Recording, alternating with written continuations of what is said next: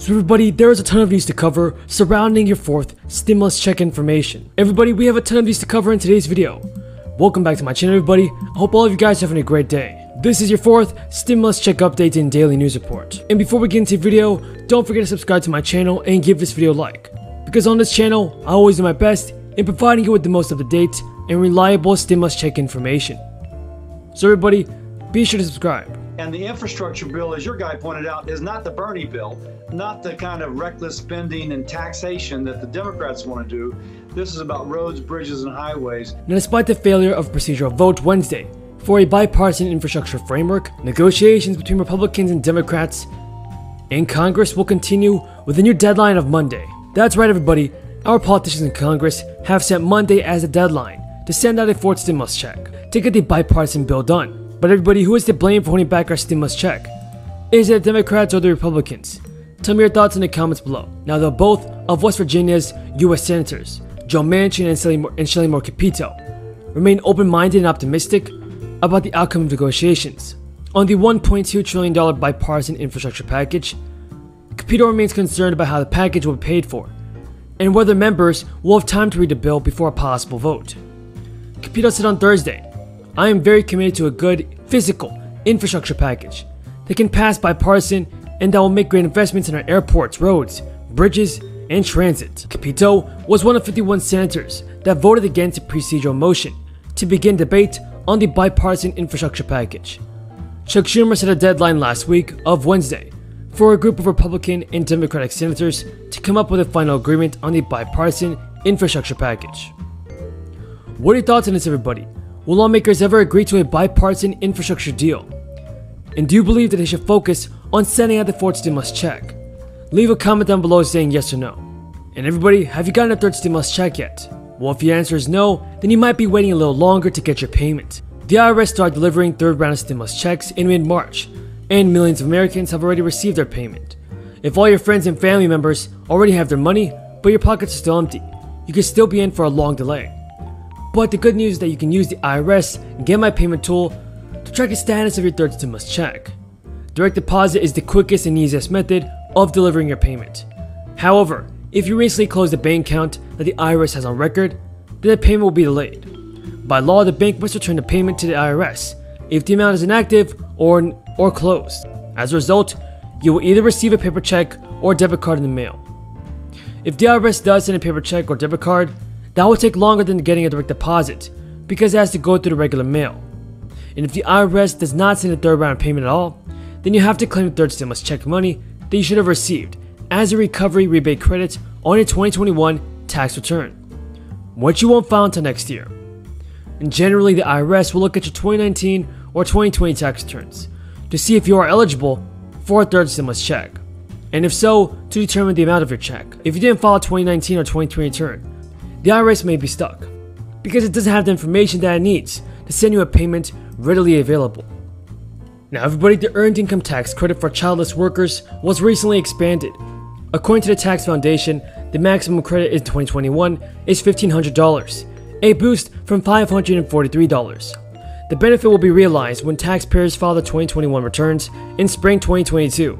The American Rescue Plan boosted the income level to $9,820 from $4,220, at which the Earned Income Tax Credit reaches its maximum. Now, everybody, here's the latest news surrounding your Social Security benefits. They want to cut Social Security, Medicare, and Medicaid. My view, and we've introduced legislation to do this. Thank you for watching, everybody. Until next time, have a great day and stay safe. For how many years? 18. 18 happy, wonderful, productive years. I remember the speaker's first day in the House of Representatives, 1986. Special election, yes. I won't do it again. Say what George Miller said. No, you know, okay. Okay. So it is great to be here. I want to thank the speaker for her amazing leadership on this issue. She has always been a beacon in helping children in so many different ways. I want to thank my co-chairs of my chair and co-chair of the DPCC who have joined us, the great Debbie Stabenow and Cory Booker. We have so much talent in this. Thank you. We have so much talent in the Senate, and So proud of both of them. And I want to thank my colleagues in the House, of course, Rosa DeLauro, who has been such a champion here, and Congress members Dingell and Cartwright and Neguse, who have been, and Lou, who have been here as well. So, because of all the work of the people here and so many others, we are able to say to America's families, help is on the way. They need it. So many children in America are in poverty. When a child is in poverty, they may not get, through no fault of their own, they may not get fed properly, clothed properly, educated properly, the best of health care, best of some kind of housing. And when they're younger, when they become young adults, even at 14, 15, 16, they're in a deep ditch. Now, many of them on their own, to their credit, climb out of that ditch, but many can't. This bill will prevent so many people from falling into that ditch. And believe me, we're so proud it is in the, it was in the ARP, but it's going to live long after the ARP. We know that in our reconciliation bill. So it's last week the checks began to arrive, and it not only helps the poor, it helps a lot of middle-income families. About 80 to 90% of all families will get this help. COVID was tough on middle-class families too. Child care, loss of job, cutback in hours, cutback in pay. More health care costs, more transportation costs, you name it. And this helps them as well. So what we Democrats have done is help the poor, help those in the working class struggling to get to the middle class, and help those in the middle class stay in the middle class despite the ravages of COVID. We're here to help people.